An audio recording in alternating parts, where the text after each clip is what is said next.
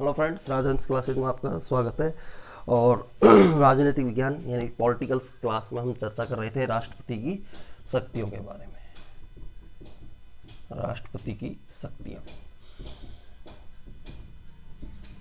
इनमें से हमने इनका एक प्रारूप देख लिया। इसके बाद हम चर्चा करते हैं आज विधेयी शक्तियों की। विधेयी शक्तियाँ, ठीक है मित्रों। तो देश में कानून की अंतिम शक्ति जो है, कानून निर्माण की अंतिम शक्ति किसके पास है? राष्ट्रपति के पास है।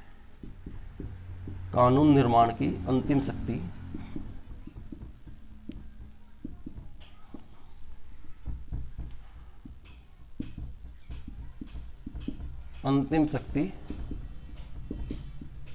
राष्ट्रपति के पास है, ठीक है मित्रों। किसके पास है? यानी दोनों सदनों में, लोकसभा और राज्यसभा में किसी विधेयक पर चर्चा होने पर, वाद विवाद होने पर, जब वो कानून का रूप लेता है और पारित होने के बाद, दोनों सदनों में पारित होने के बाद वो राष्ट्रपति के पास जाता है, जहां राष्ट्रपति उस पर अपनी स्वीकृति देता है। और स्वीकृति देने के साथ ही वो किसका रूप ले लेता है? वो विधेयक कानून का रूप ले लेता है, ठीक है।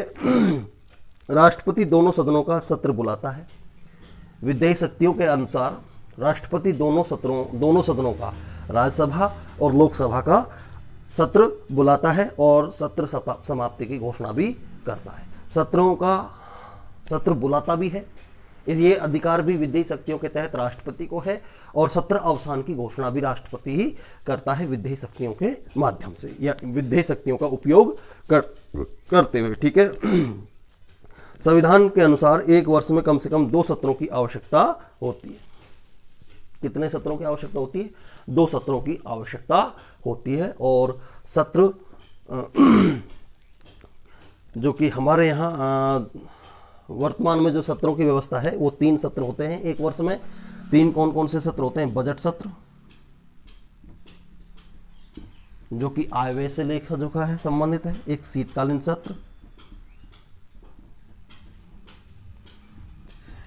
सत्र, ठीक है मित्रों। और एक रहता है मानसून सत्र, ठीक है, मानसून सत्र।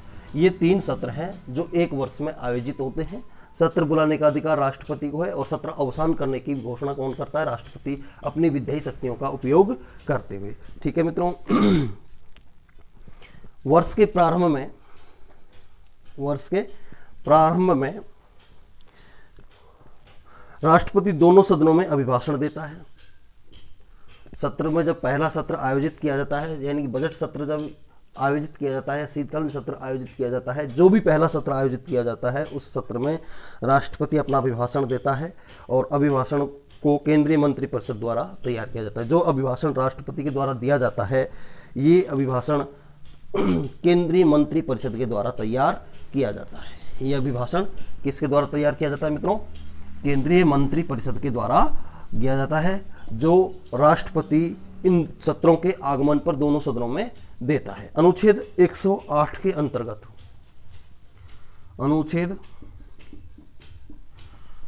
108 के अंतर्गत या अनुच्छेद 108 के अनुसार साधारण विधेयक के संबंध में राष्ट्रपति दोनों सदनों का संयुक्त अधिवेशन बुला सकता है। ये विधेयी शक्तियों का उपयोग करते हुए राष्ट्रपति अनुच्छेद 108 के अनुसार, यानी जो कि भारत में एक आपातकालीन सेवाओं के लिए जो मेडिकल सुविधाएं दी जाती है, उसके लिए टोल फ्री नंबर होता है 108।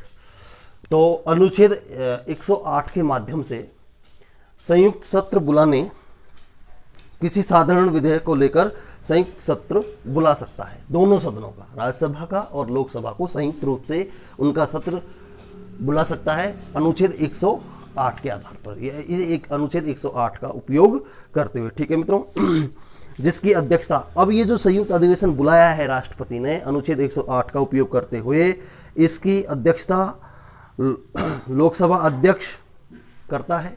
अगर लोकसभा अध्यक्ष अनुपस्थित हो तो लोकसभा का उपाध्यक्ष इसकी अध्यक्षता करता है।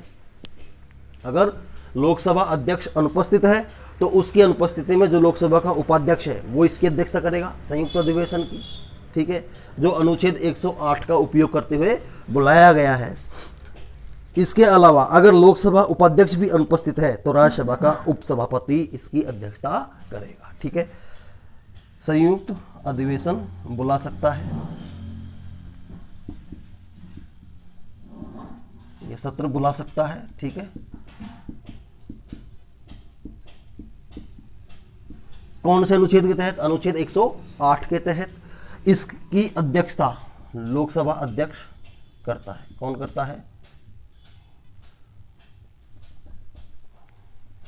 लोकसभा अध्यक्ष करता है। अगर यह अनुपस्थित हो तो उपाध्यक्ष करता है। ये कौन? लोकसभा का उपाध्यक्ष करता है।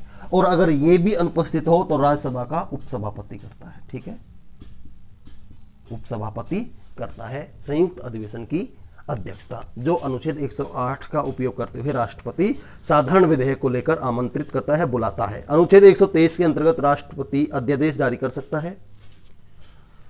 ये तो हो संयुक्त अधिवेशन की बात किसी साधारण विधेयक को लेकर। अनुच्छेद 123 संविधान का अनुच्छेद, भारतीय संविधान का अनुच्छेद 123 राष्ट्रपति को यह आदेश या राष्ट्रपति को यह अधिकार देता है, यह शक्ति देता है, विधेय शक्ति देता है कि वो किसी कोई अध्यादेश, राष्ट्रपति कोई अध्यादेश जारी कर सकता है और इस अध्यादेश की अधिकतम जो अवधि रहेगी वो 6 माह तक रहती है। कितनी रहती है? अधिकतम 6 माह तक रहती है। राष्ट्रपति अनुच्छेद 123 का उपयोग करते हुए कोई अध्यादेश जारी कर सकता है और इस अध्यादेश की जो अवधि रहेगी वो 6 माह रहेगी। ठीक है, विधायी शक्तियों में राष्ट्रपति के पास जो अन्य दूसरी शक्ति होती है वो होती है क्षमादान शक्ति। कौन सी होती है? क्षमादान शक्ति, जो विधायी शक्तियों में आती है। क्षमादान शक्ति।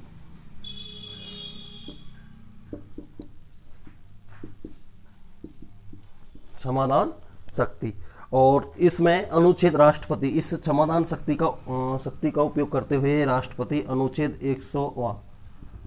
72 का सहारा ले सकता है। कौन से अनुच्छेद का?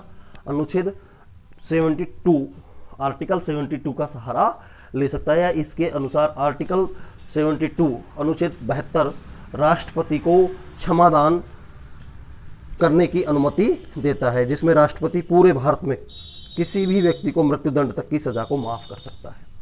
इस अनुच्छेद के तहत या यह अनुच्छेद राष्ट्रपति को इतनी शक्ति देता है कि वो देश के किसी भी भाग में किसी भी व्यक्ति को जिसको मृत्युदंड मिला हो उसे भी मृत्युदंड को भी माफ कर सकता है। ठीक है मित्रों, तो ये थी राष्ट्रपति की विधायी शक्तियाँ। अगली जो क्लास होगी हमारी, हम उसमें चर्चा करेंगे राष्ट्रपति की आपातकालीन शक्तियाँ, कि राष्ट्रपति की आपातकालीन शक्तियाँ क्या है। ठीक है मित्रों, तो आज की इस क्लास में इतना ही।